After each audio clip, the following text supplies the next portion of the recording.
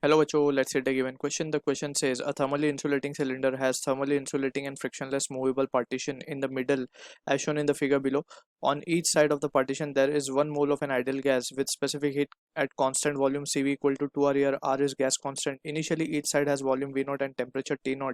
The left side has an electric heater which is turned on at very low power to transfer heat Q to the gas on the left side. As a result, the partition moves slowly towards the right, reducing the right side volume to V0 by 2.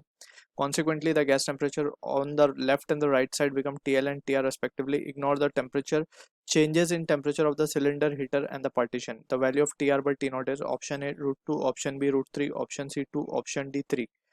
So for this question, जो key concept यहाँ पे we need to understand is the concept of adiabatic process. So for this process we know कि जो equation हम use करते हैं that is PV raised to gamma is a constant, right? जिसे हम Poisson's equation भी बोलते हैं. इसी को हम temperature के terms में कैसे लिख सकते हैं? T V raised to gamma minus 1 and that will be a constant, right?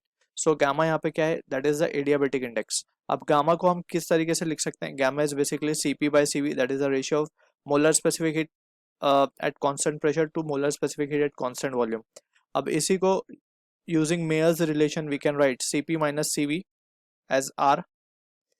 जब ये वैल्यू को Cp को हम सब्सटीट्यूट करेंगे, this minus this is will be equal to R. तो यहाँ से हम देख सकते हैं कि जो गामा की वैल्यू आ रही है that is coming out to be R upon gamma R upon Cv. यहाँ पे हम देख सकते हैं it will be, अगर हम Cv को कॉमन ले लेते हैं यहाँ से तो it will be gamma minus 1. So simply हम इसको इस तरीके से लिख देते हैं gamma minus 1 and this will be 1 CV. ठीक है. सो अब जो क्वेश्चन हमें गिवन है उसके अकॉर्डिंगली हम काम करते हैं. तो क्वेश्चन में हमें एक थर्मली इंसुलेटेड सिलेंडर गिवन है basically and it is been given कि हमने लेफ्ट साइड वाले चेंबर में जो गैस को हीट किया है, जब वो गैस को हम हीट करेंगे, let's try to draw the situation again. तो जब हम उसको हीट करेंगे तो situation would be like this कि ये इनिशियली इस लेवल पे था. अब जो पिस्टन है it has been started moving towards right. तो जब ये राइट की तरफ मूव कर जाएगा तो यहाँ पे हम बोल सकते हैं कि जो वॉल्यूम है वो कम हो रहा है and temperature has now become TR and यहाँ पे जो टेम्परेचर है वो TL हो चुका है. अब क्योंकि ये एक थर्मली इंसुलेटेड सिलिंड्रिकल चेंबर हमें गिवन है तो यहाँ पे हम मान सकते हैं कि जो हीट का ट्रांसफर है, हीट का ट्रांसफर इज 0, राइट. और हीट का ट्रांसफर 0 है, that means it will be indicating an adiabatic process, right. And further more अगर हम बात करें, क्योंकि यहाँ पे टेम्परेचर भी चेंज हुआ है and the piston has moved very slowly.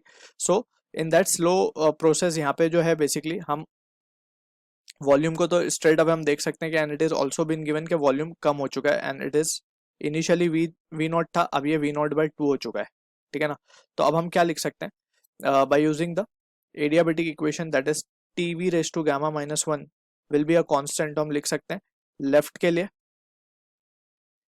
Initially पहले राइट के लिए बेसिकली हमें राइट का ही टेम्परेचर पता करना है. तो पहले हम लिख लेते हैं राइट साइड के लिए इनिशियल पे I लिख लेते हैं and finally it will be TF VF raise to gamma minus of 1. ठीक है. तो अब TI की बात करें तो इनिशियली टेम्परेचर था T0, क्लियर है. वॉल्यूम था V0 raise to gamma minus 1. अब गामा को भी हम निकाल ही लेते हैं यहाँ से. ये एक्सप्रेशन से हम सीधा देख सकते हैं कि गामा की वैल्यू क्या हो जाएगी, R अपॉन CV. CV हमें 2R गिवन है plus 1 and that will be equals to 3/2. ठीक है. तो ये 3/2 ऊपर लिख देते हैं. 3/2 minus 1 will be 1/2. That will be equals to T final is TR and V final की अगर हम बात करें तो V final has now become V0 by 2 and it will be 3/2 minus 1 will be again 1/2. Clear है. तो यहाँ से अगर हम देखें तो T0 TR अपॉन T0 चाहिए, राइट हमें. तो TR upon T0 will be equals to